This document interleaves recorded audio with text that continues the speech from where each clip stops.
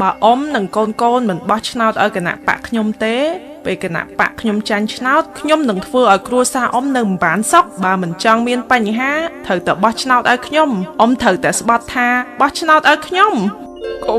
កុំធ្វើបាបគ្រួសារខ្ញុំអីខ្ញុំខ្លាចហើយម៉ែយល់សពអាក្រក់ណាស់កូនម៉ែឃើញក្មួយសុភីនាំបាក់ពួកមកគំរាមកំហែងគ្រួសារយើងឲ្យបោះឆ្នោតឲ្យគេ